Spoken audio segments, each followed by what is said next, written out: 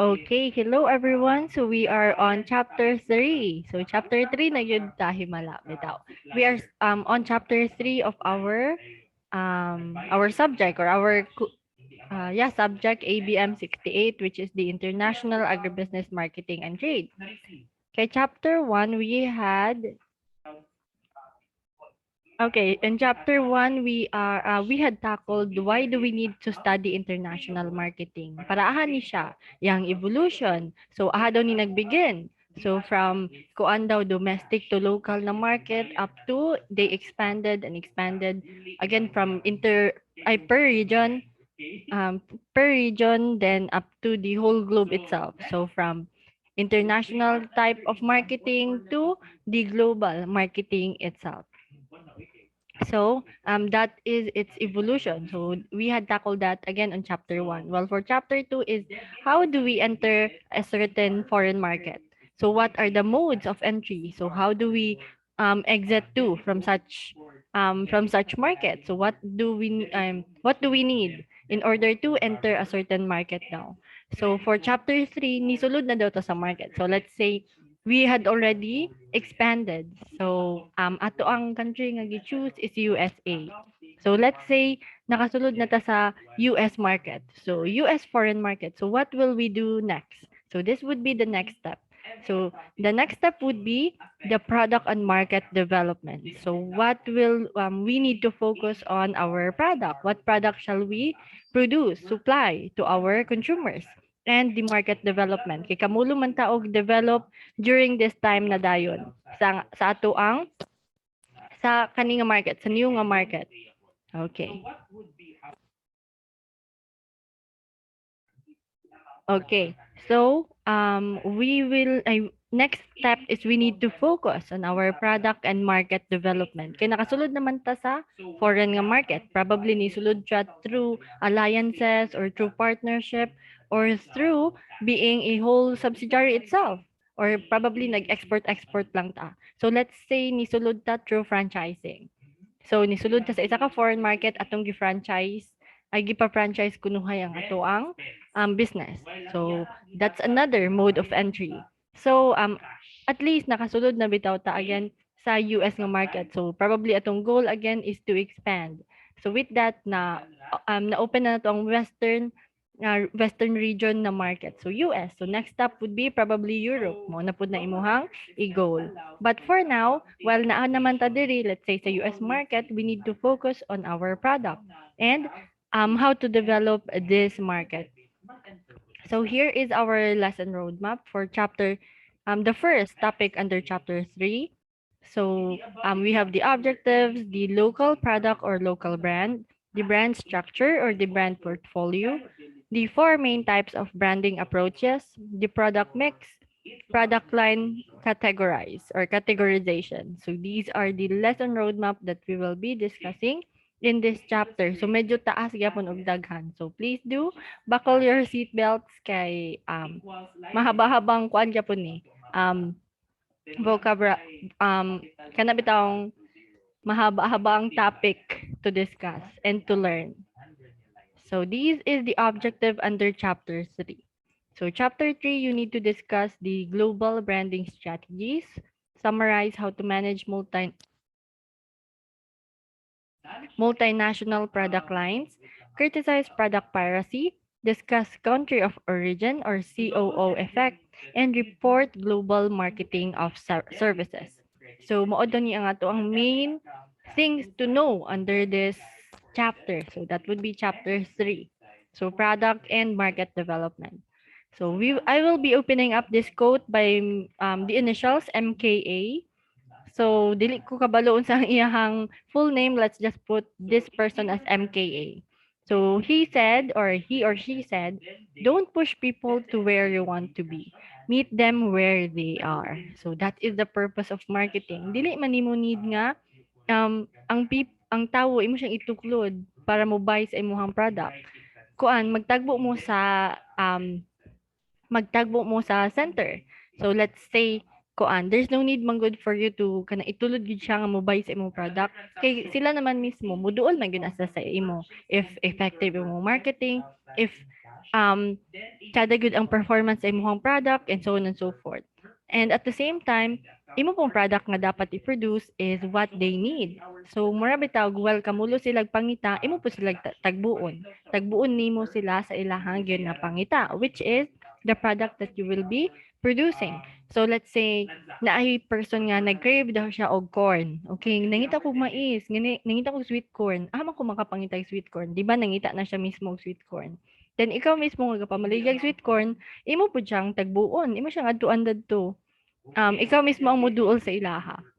Okay, para magtagbo mo sa tunga-tunga. So welcome mo siya suroy-suroy pangita og sweet corn, so ikaw nga nagsuroy pug sweet corn, imo na po siyang tagbuon. Ma'am na sweet corn, nag-crave man ka o something like that. So that is what this statement meant. So for the first topic, we will be discussing the global branding strategies. So what are the global branding strategies? So the first one would be the local product or local branding. Kaya na may global man, global pa man nga branding nga strategy. So mag go ta sa the local or domestic market. So with that, we have our local product or what we call the local brand. So what is the things that you are producing in your home country or imong home nga market? So local product or local brand has achieved success in a single national market. Given nga these products are local or domestic sa inyong country or nation. So that's why you are very successful in kanabitang ipaila-ila gyud ang imuhang okay na minute. Okay, so for again local product, you have gained success in kana bitong ipaila-ila or make known of your local brand or names imong national or domestic na market.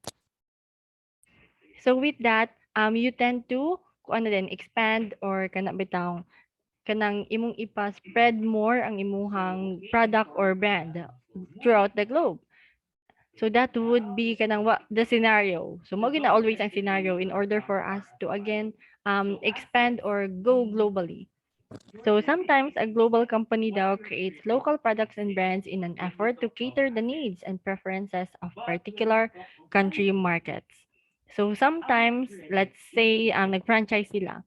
So, di ba, let's say McDonald's. So, si McDonald's kay US man siya nga base. Then nag-franchise siya diri sa Philippines. So, with that, they tend to create local products daw nga mo cater sa needs or preferences sa country. So, let's say sa Philippines.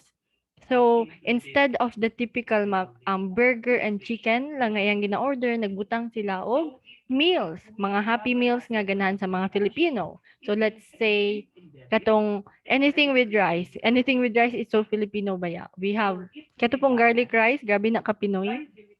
Nagbutang din sa menu nga, og kuan, alaking. So, alaking is actually a Filipino dish pod. So, alaking, unsa pa tong ilahang other nga Filipino nga food. So, let's say, naghimo po sila og buko pie. So, sa Jollibee man on to, pero atong example sa McDo, nagkuan do sa buko pie. So, buko pie is very Filipino sad kay given kuan beta kanang abonda beta og kanang coconuts here in the Philippines compared to the US wala ka sila buko pie, mas focus sila sa apple pies, peach pies, mao ata nang ilahang let's say mga pies nga ilang ginabutang sa ilang menu. But for again some local company in order to mas mo cater gud sa ilang needs ug wants sa ilahang consumers anang ilahang foreign market, they need to create products and brands in order for them to kanang cater sa ilang needs and preferences. Para mas maganahan pod sila, para moingon pod sila nga hala si McDo kay ga support siya sa Philippine nga culture.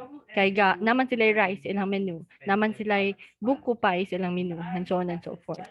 So we have another example here. We have Coca-Cola. They have developed several branded drink products for sale only in Japan, including non-carbonated ginseng-flavored beverage, a blended tea known as Sukenbicha, and Laksha brand fermented milk drink. So, example daw kay si Coke. So, labi na bitaw sa Japan, best in customization maguni sila. So, na daw sila yung mga beverages nga non-carbonated ginseng daw flavor. So napudos lay other tea og milk nga ilahang gi-produce in order again to cater the needs and wants sa mga Japanese. Kay mao man daw ang ilahang ganahan nga i-drink or base ilahang um, taste and preferences. We have another example too sa India po daw, si Coke market Kenneally brand bottled water. Kenneally ang name sa Kenneally or Kindly ang name sa bottled water daw nga ilang produce. Probably makarelate gud ang mga Indian ani kay um familiar siguro sila sa name and so on and so forth. So again, in order to cater their preferences, local preferences. Next, they represent the lifeblood of domestic company. So, local products daw or brand represent the lifeblood of domestic companies because as a foreign company, you need to kuan man.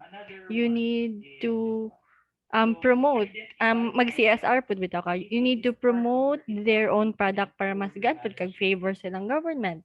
Para mabantayan pud sa government nila nga hala ganahan ko ni Coke kay kuan si Coke kanang iyang gi-change ang flavor sa let's say sa beverage or nag-produce siya og buko, let's say nag-produce si Coke og buko flavored nga beverage.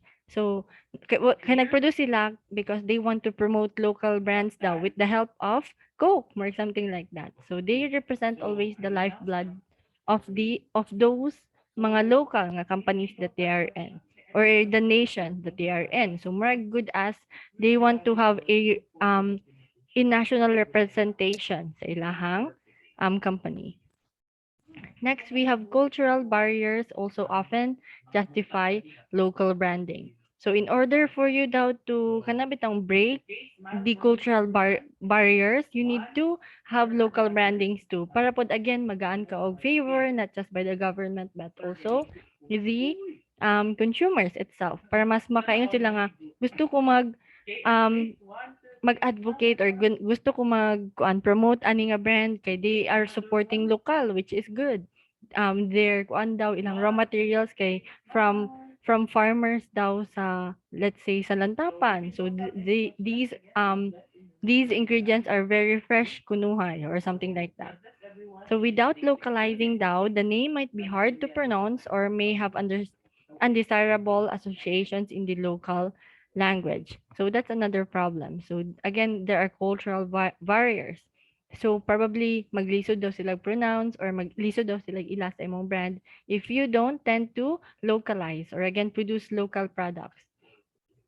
So with that murag dili na din kay sila ganahan kay kuan biya foreign ba murag strange pa biya ang imuhang company sa ilaha. So let's say McDonald's mabag-uhan pa ang tawo like hala unsa man ni nga brand wala ligaw ka ilaan ni dili man ni siya same sa kuan let's say um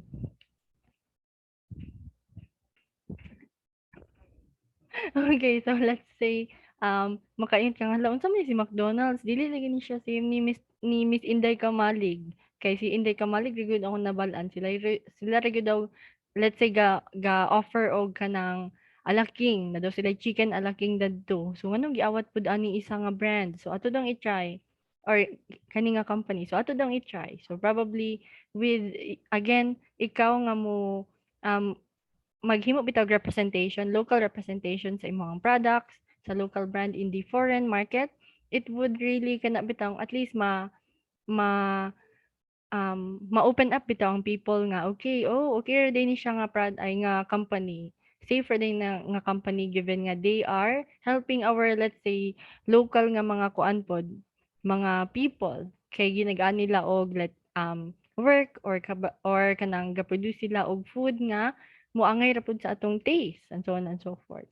So you are also again murag putting your company in a brighter light or kana bitaw in a good light to make a good impression in the local or foreign market. So we have another example. We have si Pocari Sweat daw. I think familiar mo ni Pocari Sweat. This is a sport drink. So Japanese sport drink which is promoted as an iron supply drink. Never become popular in the West despite its strong popularity in Japan and several Asian countries. So I think familiar mo ani mo ra ni siya same sa Gatorade. Actually ganahan kog Pocari Sweat kay kuan siya kanang legit jud siya nga maka-hydrate. So iron supply siya nga drink. So especially for those nga sporty and so on and so forth. So same lang gyapon siya ani ang kakahitabo. So sikat daw siya sa Japan and Asia, but sa US kay dili daw. Mas mo prefer daw sa Gatorade.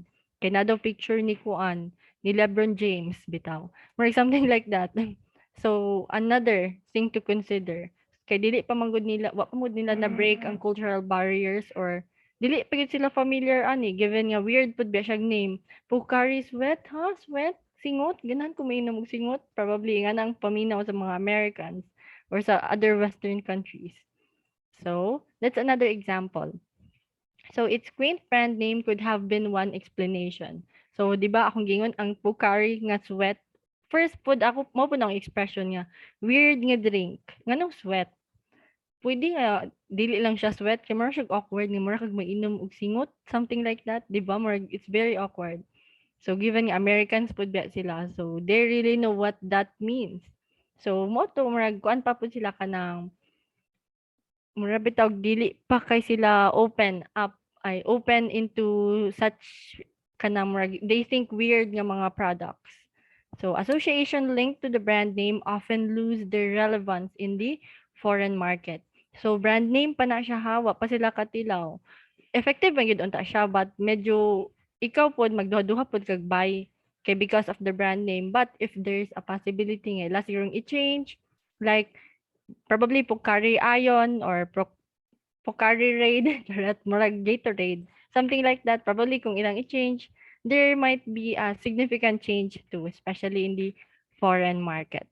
So probably cute siya paminawon in Japanese, ang Pocari Sweat, but in American or kanang English na siya, dili siya kuan appealing ang iyang again brand name. But still, wala ako na siya i-promote kay nice man ang Pocari Sweat. Charay. Ganahan ko sa iya. So we have another example. So brand names like Snuggle, Healthy Choice, Weight Watchers, or I can't believe it's not butter don't mean in non-English speaking foreign markets. So kung kanidang mga English bitaw nga words like snuggle, healthy choice, Weight Watchers, and so on and so forth, kay dili kay siya relevant sa mga non-English speaking foreign markets. So let's say in China, di sila kabalo dili and dili ko na stereotyping. Let's say dili kay sila maayo mag-English or magbasag English. So kay kuan man kay sila kanang kuan mo sila traditional and conventional manggod ang mga Chinese. They really like to promote their nation.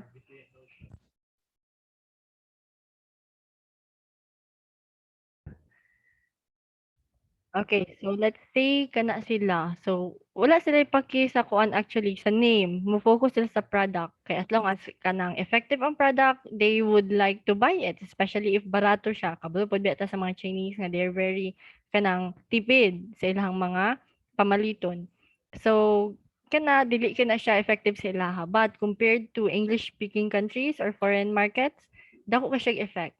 Like cute man ang snuggle, but kaning I can't believe it's not butter kay medyo taas kay siya to read. Probably short siya paminawon sa let's say sa foreign market. Mubo ra kay siya nga character but ay characters. But if i-English na siya medyo taas and dili kay siya again appealing gyapon nga brand name. So um so that's another example sa kanang bitang mga disadvantages of brand names nga dili effective. So a local linkage can also prove helpful in countries where patriotism and buy local attitude matters.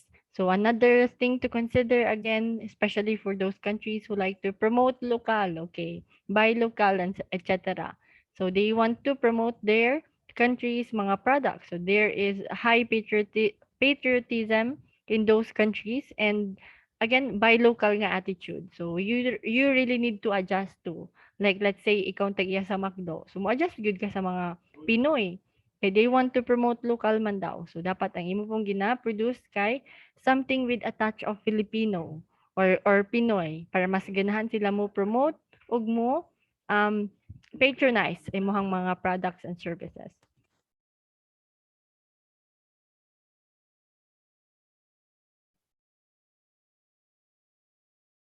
Okay, so under such circumstances, the local brand name offers a cue that the company cares about local sensitiveness.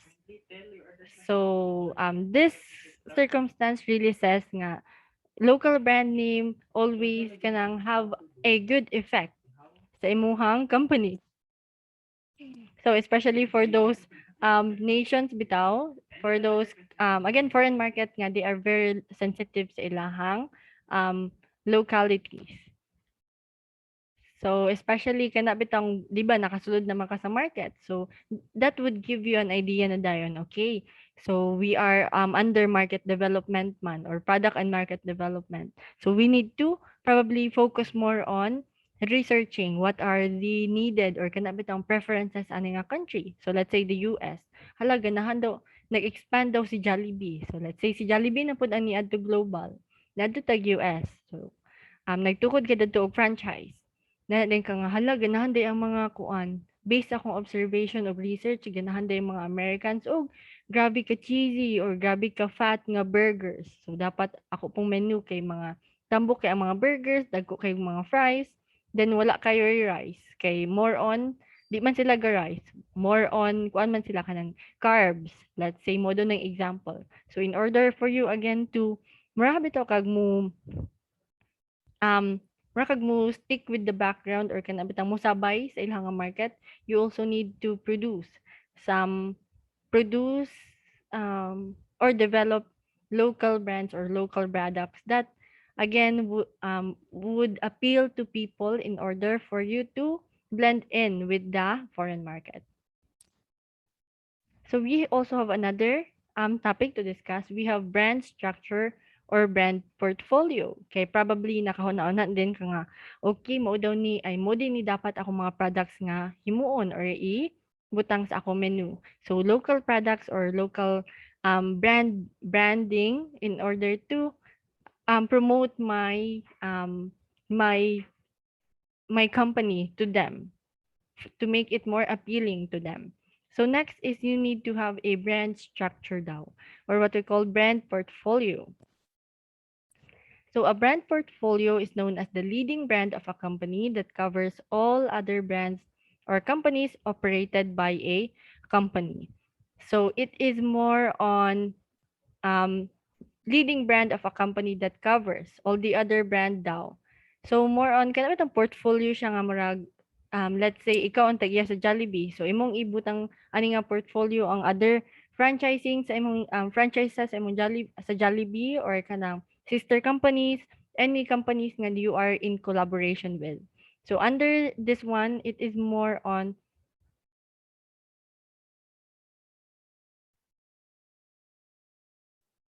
okay. So, brand portfolio is the leading brand. Mo siya kanang pinaka-main bitaw nga brand nimo. So, let's say you are Nestle.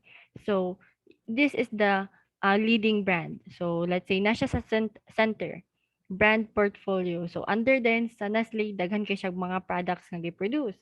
So, Milo, sa pa may mga Nestle products. I think Milo, Bear Brand, there and so on and so forth. So daghan kini slag product actually ang Nestle. So that is an example for brand for portfolio.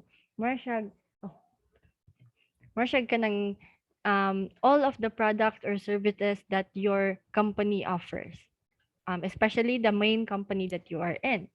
So, more siyang umbrella. Umbrella under which all the brands or brand lines of a particular firm functions to serve the needs of the different market segments. So, murag at the top is na si Nestle under the niya, ubos din niya is all of those products. So, let's say Nestle, they have kanabitang pangpamilya or goods goods for kanang bitang for the family. So under atong nga goods for the family, they have Milo, Bear Brand, and other products. Next na po din kay for hygiene. So let's say na daw toothpaste nga mga products sa Nestle and so on and so forth. So by department po sila. They are also categorized in different nga um mga nature or field. So like kanang goods, then for hygiene, something Like, or probably next na po sila clothing daw nga brand. So Nestle clothing. So that's another category. Again, um under the brand name or the company brand, which is Nestle. So something like that. So more siyang umbrella. Nasa top, then nasa ubos ang all of its products and services that they offer that cater many market segments. So segments dito sila more categorized per segment. So in simple words, brand portfolio encompasses all the brands offered by a single firm for sale to cater the needs of different groups of people. So categorize per need or per kanabitang nature, like kani tanan nga mga Nestle products would ay uban ni sila kay para ni sila sa market sa goods. Next is kani sila tanan nga mga products is iuban ni sila kay para ni siya sa hygienes and so on and so forth. So most large firms have a portfolio of brands. So especially those MNCs, so multinational companies, nagyan na sila portfolio of brands kay sometimes they are called conglomerates man pud. Daghan kay sila og other businesses. So aside from the main business, so let's say Nestle, napud sila other nga mga type of businesses. Talagsa kay dili sila same og nature, but most of the time connected ra gyud na sila, interrelated to one another. So we have an example of brand portfolio here. So we have Coke or Coca-Cola, si Coca-Cola Company.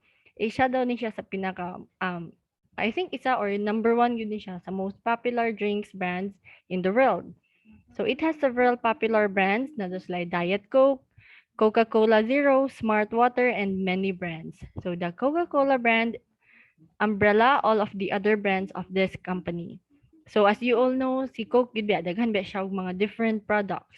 So let's say at the top na si Coke dadto or the Coca-Cola company. Under that one is naa siya si Coke Zero, si Diet Coke, si regular Coke, and so on and so forth. So and katulad other nga mga products nga ilang gi-produce to cater or all of the needs and wants of um the market, especially the global market. So, 'di ba as you all know nabantayan na ninyo nga okay nakakuha na ta og local product or nakahimo na tag local product or local brand. So next we need to kanabitang i-compose og maayo or to i-plaster og maayo to ang brand portfolio. So para mas makita bitaw nila nga we only dili lang kaniyang gina-offer especially sa foreign markets. So let's say you are selling let's say agricultural ka nga company. So imuha dong main product is chicken. So chicken. So nag franchise ka or nag-expand ka sa US. So Mang Inasal kunuhay. So let's say si Mang Inasal. Then let's say imong company name kasi ABC Company. So ABC Company na kay product nga restaurant which ay na kay product or company nga restaurant. So kana sila product nga okay, nakay product nga kuan.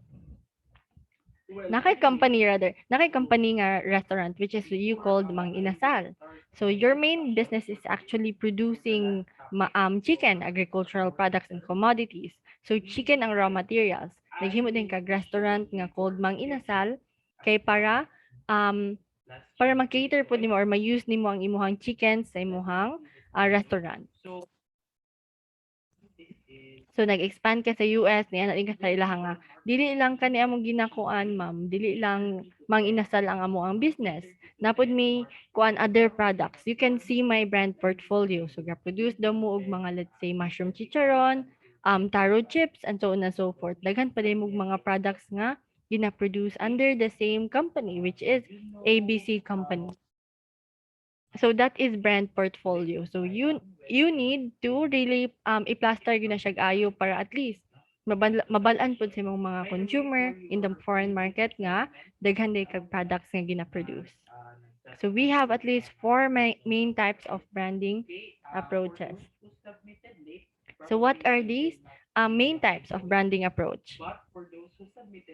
Okay, in a minute. Okay, so let's continue. Again, we have four main types of branding approaches. We have solo branding, hallmark branding, family branding, and extension branding. So let's discuss this branding approach now. So first, we have solo branding. So each brand on its own with a product or brand manager running it. So solo branding, so let's say Unilever, Procter and Gamble. So P&G, I think familiar mo ani nga mga company. So in every product daw na doon na siya own nga company or brand manager nga ga work sa iyaha. So let's say sa Unilever. So familiar mo na man ata mo ani. So let's say na daw sila ay mga sabon. Safeguard ata ang Unilever. So let's say Safeguard ay nang gina-produce. Na sila ay Safeguard, na sila ay toothpaste. So ilaha daw kunuhay si Colgate. So Safeguard and Colgate. So lahi daw nga company gyud ang nag-work kay Safeguard, kay nag-focus na sa Safeguard. Lahi po daw ang nag-focus, lahi po daw si Koan. Lahi po daw si Colgate. So brand manager or kana bitang hindi mo gyud siya isa ka whole company nga mo focus gyud ana. So that is what we call solo branding. So each brand daw nga imuhang each brand sa products nga gina-produce lahi-lahi gyud na sila nga company or yes, lahi-lahi gyud na sila company. So they have solo nga companies to focus on producing and manufacturing. So next we have hallmark branding. So the firm tags one brand, usually the corporate one, to all products and services and does not use any sub-brands like most brands. So you tend to kuan bitaw mura kag mag-hallmark imong ipangtag ang imuhang the main like the main company or the main nga murag product. So let's say hallmark branding is para mura bitaw siya interrelated or kuan daw siya masumpay. So let's have an example sa hallmark branding.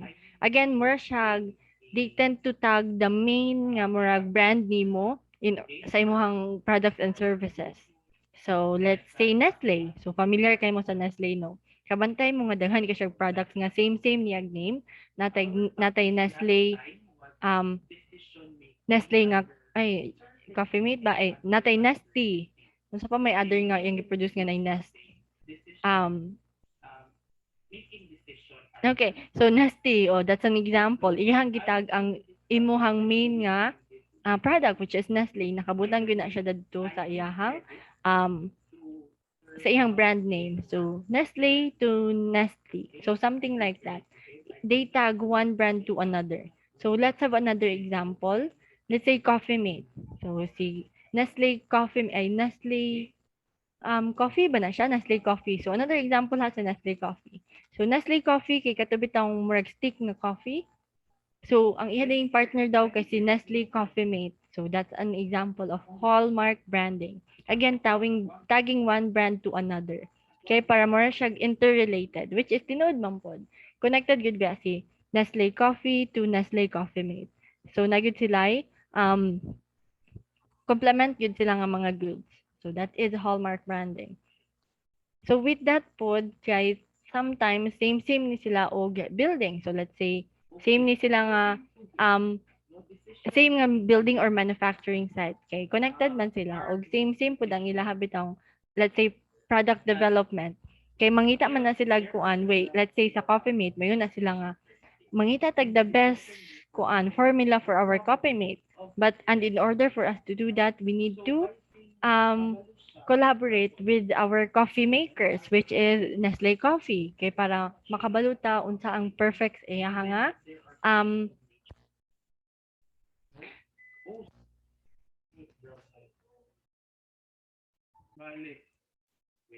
hala hello madunggan ko